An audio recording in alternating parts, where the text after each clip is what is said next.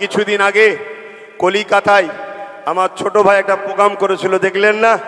আরে ৭৭টা বিজেপি আছে, তাদেরকে বাধা দিচ্ছে না রাজ্য সরকার।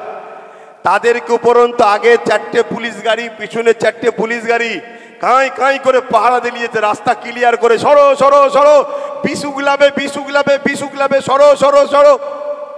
ভুল বলছে নাকি? তার বেলায় রাজ্য সরকার লিখেছে। আর যে ছেলেটা মুসলিম, হিন্দু, দলিত, আদিবাসী, দেশ সবার জন্য কথা বলে, এমনকি আমি তবুও তো একটু রাগে গিয়ে ছোট বড় কথা বলি, কখনো রাজ্য সরকার বা সেন্টারের সরকারের বিরুদ্ধে, কখনো অবাঞ্ছনীয় কারো বিরুদ্ধে এমন কথা বলেনি নওশাদ। কোনোদিন শুনেছেন তার ভাষায় খারাপ?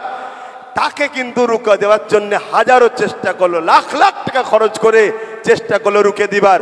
তবে আমি খুশি হয়েছি, আর আহলে সুন্নাত ওয়াল জামাতের ছেলেদেরকে বলবো, তোমরাও শেখো, মন খারাপ করো না। সেদিনের প্রোগ্রামে নতুন নতুন প্রজন্ম তারা সব নেতৃত্ব দিয়ে বিনা সেনাপতিতেই তারা জয় করে ঘরে ফিরেছে।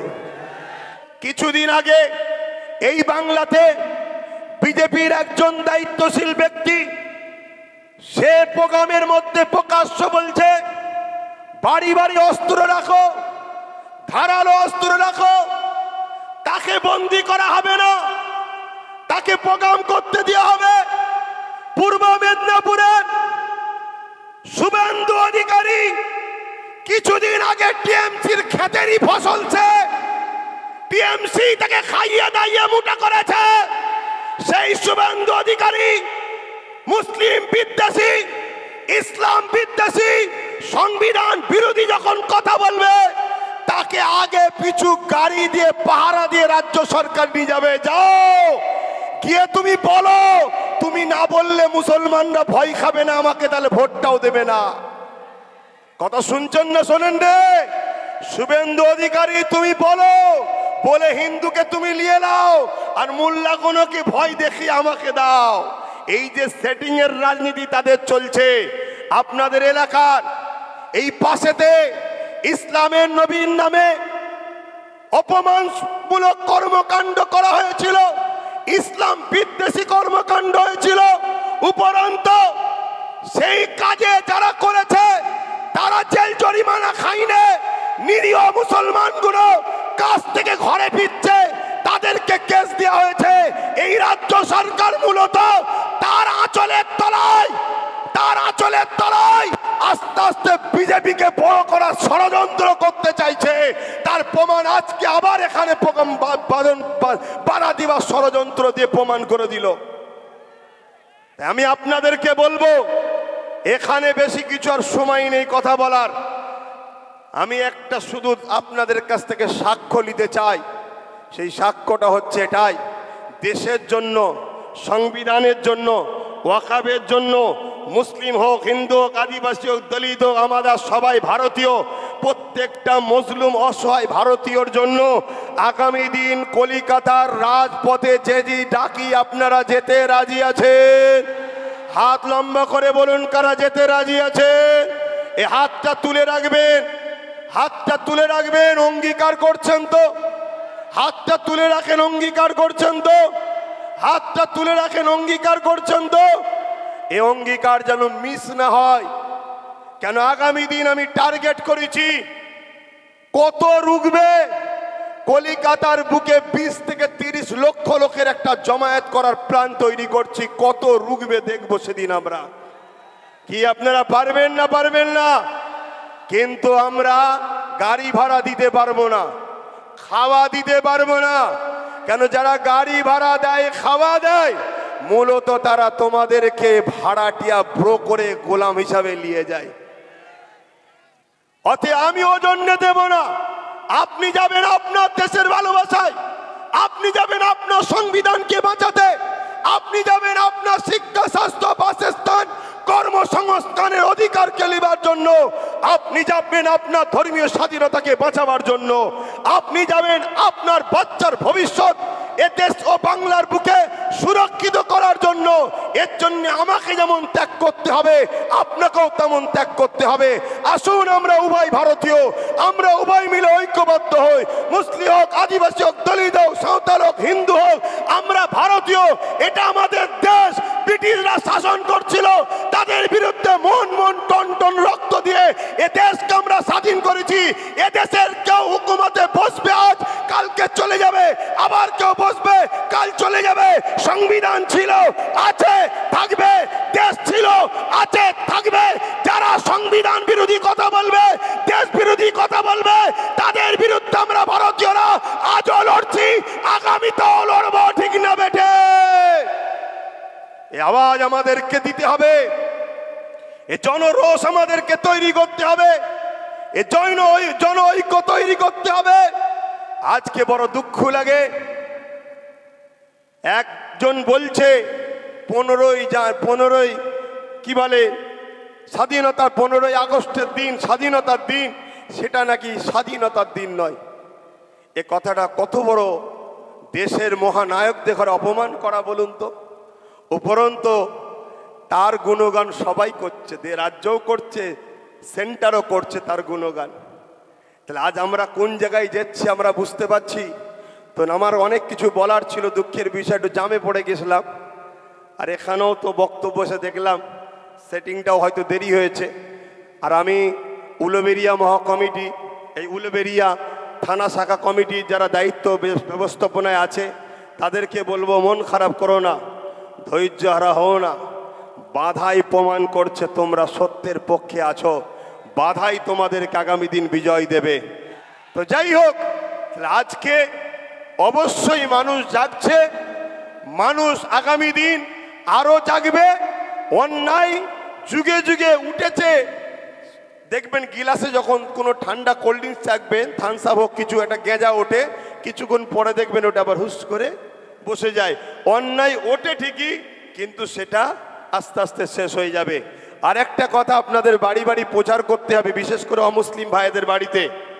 বিজেপি তাকে প্রমাণ করতে চাইছে আমরা হিন্দু দরদি, এটা প্রমাণ করতে হবে। রেল বিক্রি হয়ে গেছে, চাকরি আমার হিন্দু ভাইদের গেছে। LIC বিক্রি হয়ে গেছে, চাকরি হিন্দু ভাইদের গেছে। এটা প্রমাণ করতে হবে, তাদেরকে বুঝাতে হবে যে আপনাদের ঘরে ঠকানো হচ্ছে।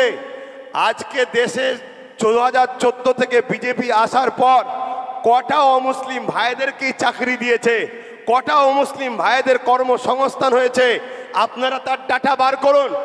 মনে রাখবেন, এরা সম্পূর্ণভাবে পুঁজিপতি কর্পোরেটদের হাতে পুরো দেশকে বিক্রি করার একটা প্ল্যান করছে। কিন্তু আমার বলার থাকলেও আমি দুঃখিত, নামাজের সম্মানার্থে আমি প্রোগ্রামকে সংক্ষেপ করছি। কিন্তু আমি আরও একবার অঙ্গীকার নেব, আগামী দিন দেশ বাঁচাতে, সংবিধান বাঁচাতে, ধর্মীয় স্বাধীনতা, নিজেদের দেশের সার্বভৌমত্বকে নিরাপদে আমরা কলিকাতায় যেতে রাজি আছি তো নাকি? হাত তুলে বলছেন রাজি আছি তো নাকি? আমরা দেখছি কেন্দ্রে বিজেপি সরকার আসার পর থেকে একটার পর একটা দেশের নাগরিকের মধ্যে বিভাজন তৈরি করা, সর্বসময় একটা ফিতনা লাগানো, দেশের মধ্যে একটা হইচই তৈরি করা, দেশের ভ্রাতৃত্বকে নষ্ট করা, দেশের সম্প্রীতিকে নষ্ট করা, এই রকম একটা ষড়যন্ত্র তারা করেই চলেছে। যার প্রমাণ আপনারা নিশ্চয়ই জানেন। আমরা দেখতে পাচ্ছি NRCর নামে প্রকাশ্য সেখানে বলা হচ্ছে যে একটা বিশেষ ধর্মীয় মানুষের নাম বলে বলছে তাদেরকে নাগরিকত্ব দেওয়া হবে না। যদি কেউ বিদেশ থেকে ভারতে এসে নাগরিক পায়, যেমন অন্য ধর্ম তার বিশ্বাস, সে যেমন নাগরিকত্ব পাবে, ঠিক তেমনই সবাইকে নাগরিকত্ব দেওয়া দরকার। এটাই হবে দেশের গণতন্ত্র। ঠিক তেমনই আমরা দেখলাম কৃষক বন্ধুদের বিরুদ্ধে হঠাৎ করে একটা কালা কানুন তৈরি করলো, যে কানুনে ওই আদানি আম্বানি শিল্পপতিরা আরবপতি থেকে আরো বড়পতি হবে, আর কৃষক ভাইয়েরা তারা আস্তে আস্তে নিজেকে নিজের সম্পদের নিজের ঠিকমতো মূল্য না পাওয়ার জন্য চাষের সম্পদে তারা আত্মহত্যা করতে বাধ্য হবে। ঠিক তেমনি 2024 সালের শেষে, এটা 25 চলছে, হঠাৎ করে একটা ষড়যন্ত্রের বীজ রোপণ করলো কেন্দ্র সরকার। কি?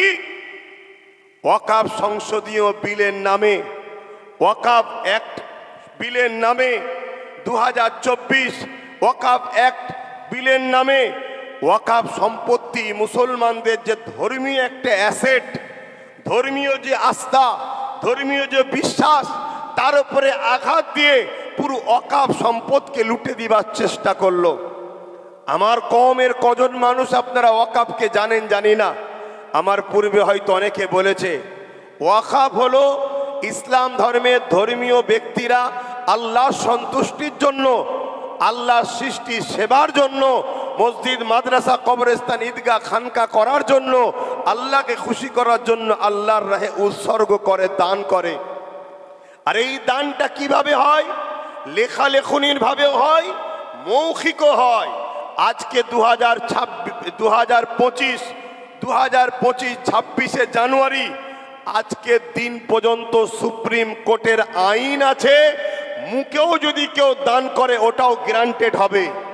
কিন্তু আমাদের কেন্দ্রে যে সরকার বসে আছে, সে সরকার দেশের মানুষের যুব সমাজের বেকারত্ব দূর করতে পারেনি।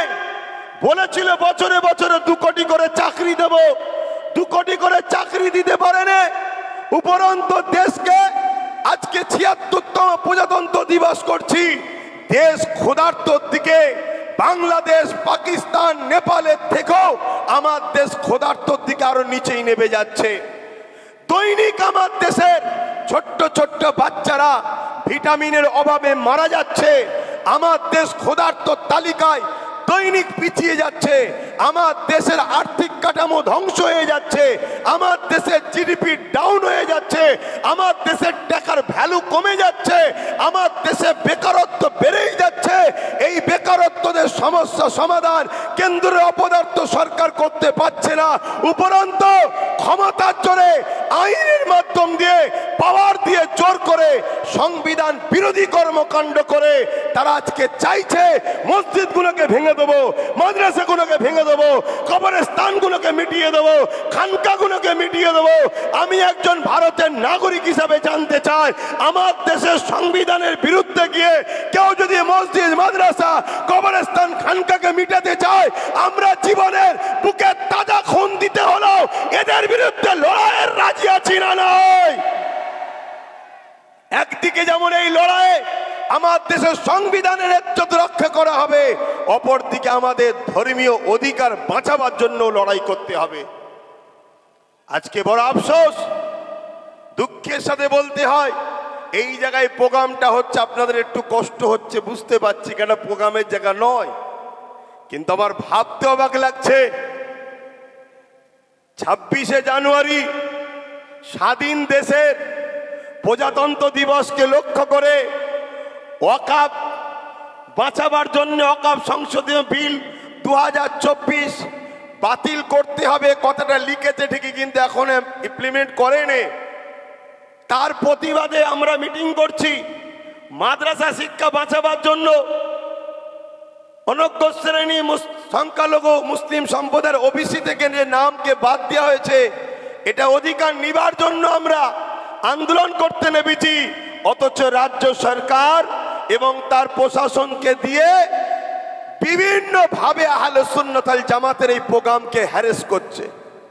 কেন রাজ্য সরকার জানে আব্বাস সিদ্দিকী আসলে কেন্দ্রের বিজেপির বিরুদ্ধে বলবে, ওয়াকাফের পক্ষে বলবে, দেশের পক্ষে বলবে, দেশের আদিবাসী, দলিত, মতুয়া, হিন্দু, সাঁওতাল, ভক্তি, যুব সমাজ, বেকার যুব সমাজের পক্ষে বলবে। তাই কেন্দ্র সরকারের বিরুদ্ধে বলাটা রাজ্য সরকারেরও ঠিক পছন্দ নয়। কেন? আমরা তো সেটিং এ কাজ করছি। আমি বলি শুধুমাত্র মুসলমানকে বোকা বানিয়ে ভোট লবো বলে এই সেটিংটা কেন্দ্রের সঙ্গে আমার করা আছে, যে দাদা কিছু মনে করবে না, একটু না বললে মোল্লারা আমার থেকে পালাবে, আর মোল্লারা যদি এক কাট্টা হয়ে যায় তোমার আমার উভয়ের কপালেই কিন্তু ছিঁড়া জুতো ঝুলবে। কথা বুঝছেন না, বোঝেন রে? এজন্য সেটিং। কিন্তু আব্বাস সিদ্দিকী যখন বলবে, এটা তো সেটিং এ নয়, এটা তো এখান থেকে বলবে। আর না হয় আমরা আজকে স্বাধীন দেশের প্রজাতন্ত্র দিবসের দিনে একটা প্রোগ্রাম করব, এতে এত সমস্যা কিসের? এতে এত বাধা কিসের? আচ্ছা, আজানটা হয়ে যাক ভাই। 100-150 বছর ধরে লড়াইয়ের পর আমার দেশ স্বাধীন হয়েছে। সেই দেশকে আবার ভেতর থেকে আস্তে আস্তে কুড়ি কুড়ি খোকলা করা হয়েছে। এই ঘাকে মিটাতে গেলে আমাদের ঘরও 20-30 বছর ধরে লড়াই করতে হবে। আপনারা হাঁপিয়ে যাবেন না তো? সাক্ষী দিয়ে বলছেন তো, লড়াই করবেন তো দেশের জন্য? এই যে মসজিদের আজানটা হচ্ছে, আজান হোক চান তো নাকি? আজকে কখনো খেয়াল করে দেখেছেন ওয়াকাফ সম্পদ দীর্ঘ স্বাধীনতার পর থেকে কম বেশি সবাই লুটে খেয়েছে। কেন্দ্র সরকার সম্পূর্ণ নিতে চাইছে কেন? অর্থাৎ আইন তৈরি করে ওটা ওয়াকাফ নয় এটা পরিকল্পনা করতে চাইছে কেন? এটা কখনো ভেবে দেখেছেন? এই ভারতবর্ষের কেরলে একটা মসজিদ আছে যে মসজিদের বয়স 1400 বছর। এই ভারতবর্ষের গুজরাটে একটা মসজিদ আছে, মসজিদের বয়স 1300 বছর। এই বাংলায় অনেক মসজিদ আছে যে বয়স 800, 900, 1000 বছর। এই মসজিদ যেখানে 1000 বছর আছে, 1300 বছর, 1400 বছর, 1500-1200 বছর ধরে মসজিদ আছে, তার মানে মসজিদ যখন আছে মুসলমান আছে। তার মানে 1400 বছর, 1300 বছর, 1100 বছর, 1000 বছর ধরে ভারতের মুসলমান আছে। যে দেশে হাজার বছর ধরে মুসলমান থাকে সে দেশের কখনো মুসলমানকে এনআরসি এনপিআর এর নামে হুমকি দিয়ে চুমকি দিয়ে ভয় দেখিয়ে তাড়ানো সম্ভব নয়। এটা মোদি বাবুরা বুঝে নিয়েছে। তাই এদের অস্তিত্বটাকে প্রথম মিটাও, এদের মসজিদকে প্রথম দখল করো, এদের মাদ্রাসাকে দখল করো, এদের খানকাকে মিটাও, এদের কবরস্থানকে মিটাও। আইনের মাধ্যম দিয়ে ওগুলোকে কর্পোরেটদের হাতে তুলে ওগুলোকে বিলীন করে দিয়ে ওগুলোকে ভেঙে গুড়িয়ে দিয়ে এদের পেহচানকে প্রথম মিটিয়ে দাও।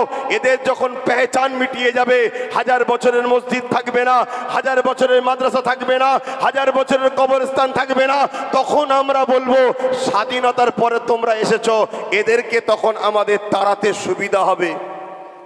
তাই আজ আপনাদেরকে বলবো, এ লড়াই শুধু রুজি রুটির লড়াই নয়। এ লড়াই ভারতবর্ষে আগামী দিন থাকবো না। এ লড়াই আমাদের বাচ্চারা ডিটেনশন ক্যাম্পে যাবে না স্বাধীনভাবে মাথা তুলে বাঁচবে। এ লড়াই, এটা সেই লড়াই।